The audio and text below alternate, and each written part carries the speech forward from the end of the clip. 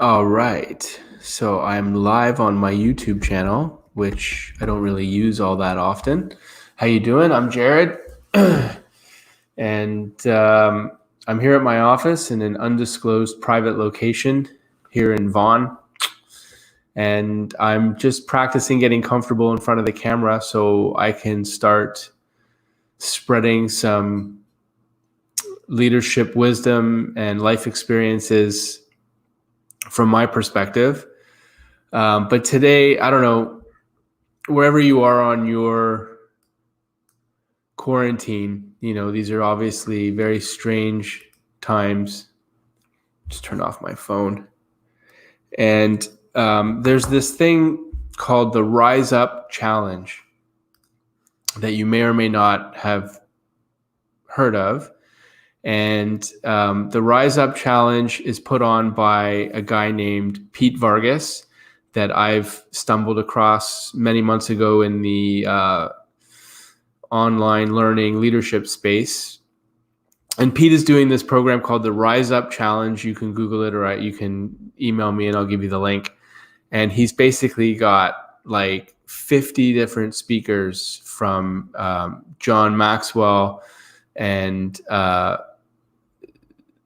I can't even remember. My mind is going blank. Jesse. There's tons of them, and it's all spreading kindness and motivation and prompting thought.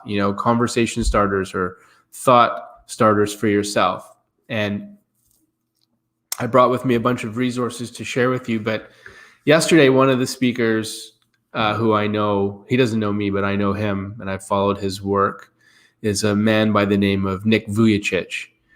And Nick was born in Australia with no limbs, no arms, no legs. And his powerful motivational story begins obviously with him being born with no limbs and being bullied in school. He talks about being the first special needs child in Australia to go through the regular school system. He was bullied. He tried to commit suicide at age 8. Thought about committing suicide at age 8, tried to commit suicide at age 10. And then at 13, he learned his first lesson in gratitude, which was to have an attitude of gratitude. And that's something that I've been focusing on through all of this, uncertainty. For those of you that don't know, I sold my company a number of years back and then worked for them after I sold it until they fired me about almost 4 years ago. And it took me into a very dark place of anger and resentment and a lot of negative emotions. And somehow I found leadership and personal growth through the John Maxwell team. And I joined just over 2 years ago. And I've been on a wild ride of self-learning and, just trying to be an overall better person as, the world seems to be imploding around us. But anyways, I want to go back to Nick and Nick's message because I think that, you will benefit from hearing this. Somebody needs to hear this. We've all, at some point in our lives, like Nick, thought about, what am I doing here? What am I doing on this earth? What is my purpose? What does my purpose look like? What should I be doing? And I had a very upper middle class, I guess, upbringing, come from privilege, whatever. I'm blessed and grew up with a roof over my head, and my parents always had money and food on the table and whatnot. And I've always been a shy, introverted kid who grew up to be shy and introverted adult until you get to know me. And then the walls come down and, I'm pretty loud and I like to have fun. But again, it doesn't matter where you are on your life journey. It's about you. Life is a you and you experience.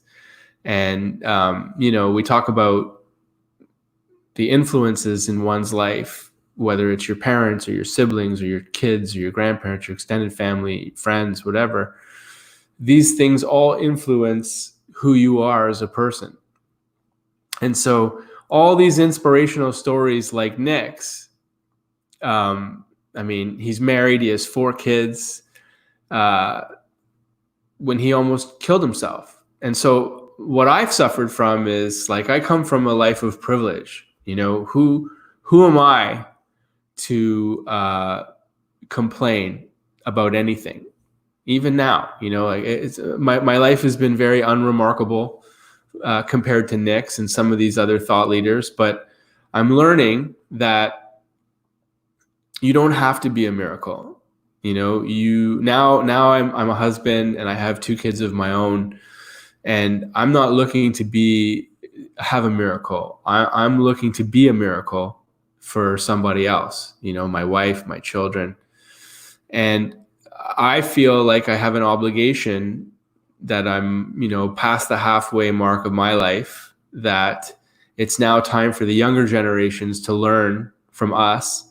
And I feel an obligation to give back despite conditions and circumstances of finances and right now our lack of freedom. So why am I telling you all this? Because it's never rang more true than today with this COVID-19 quarantine, a lot of people dying, and you know, where we are currently in our mental health and our families. And like, I had to get out today and hone in on my message. My wife is at home, you know, teaching the kids. And my message is, like, all obstacles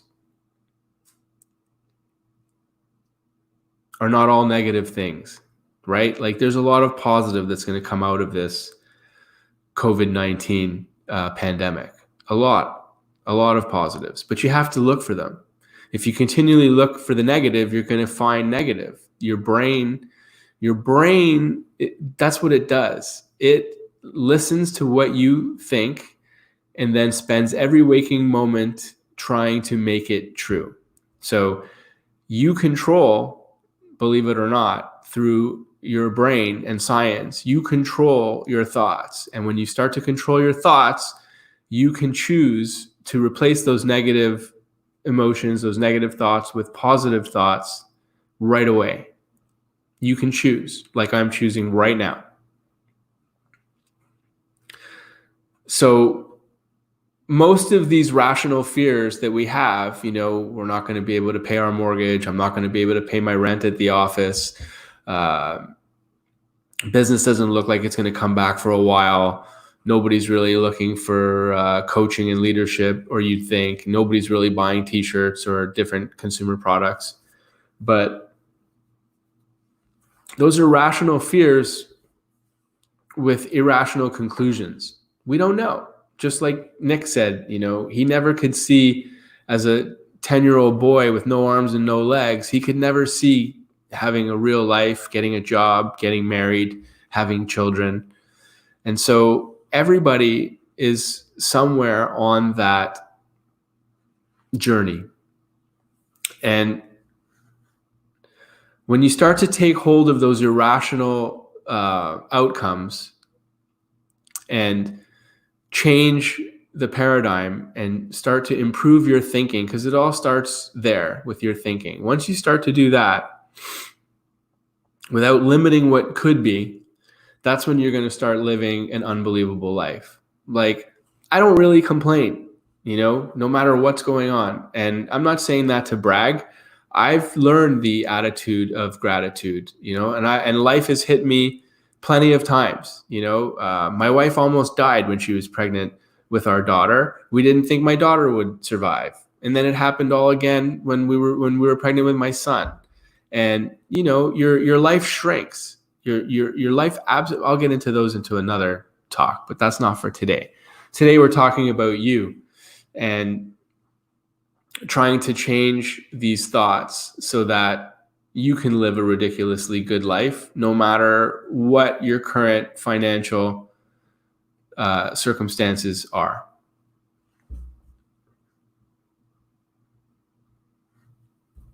So I've been using this time. I've tried to teach my kids, and it's not going very well because I think I'm still a student myself. And my wife is very busy with work. She works from home. She has her own law practice, and she's very busy. So she's given me a lot of freedom to come and figure out what it is that I'm going to be doing after the lockdown lifts. And I felt like the last few weeks have been a great opportunity for self-awareness reflection. And that's something that I do all the time. I'm constantly replaying feedback in my head and trying to be better, even when my business isn't going well. And so a couple of questions you can start asking yourself during this time is, who am I? Why am I here? What do I want to do? What do I want to achieve? Who do I want to be? And you have to think, if a man with no arms and no legs can dream big, then I think we can too, all of us. So I encourage you to dream big. So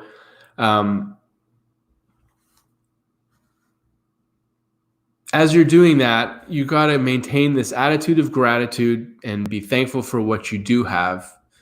And he calls it the power of leveraging. You know, we can all focus on what we don't have or what's happening to us, but we don't have to do that, right? No matter what situation we're in, there's people who have less. There's people on this planet who don't have a roof over their heads, right?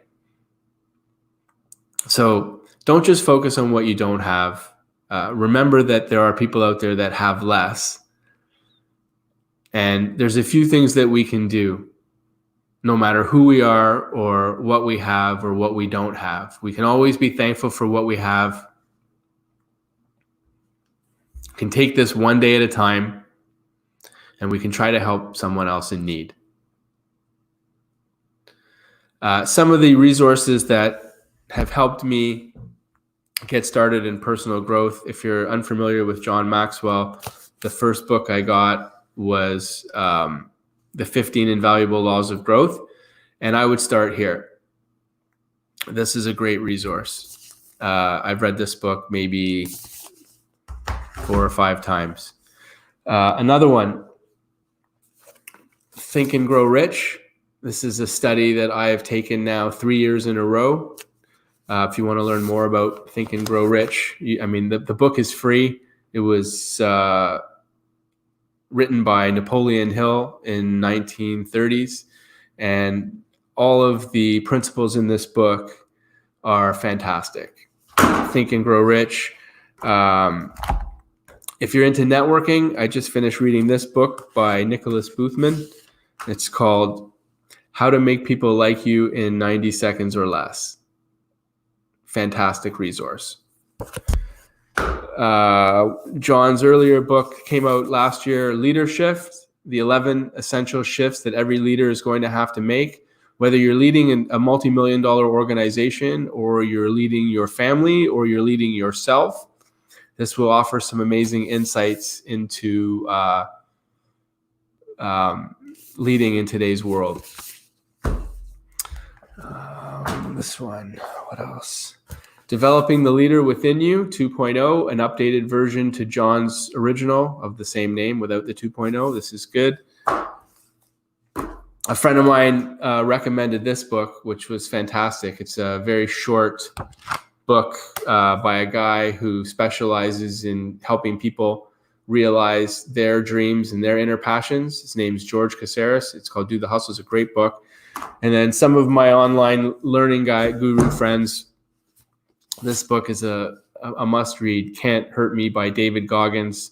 This is a story of an overweight fat guy who decided one day he wanted to be a Navy SEAL and run ultra super races for a living. He's like the hardest man on planet Earth, self-proclaimed. And this book will really provide some motivation to get you going. And that's really all that I wanted to say, is that we will get through all this together. And thanks for watching.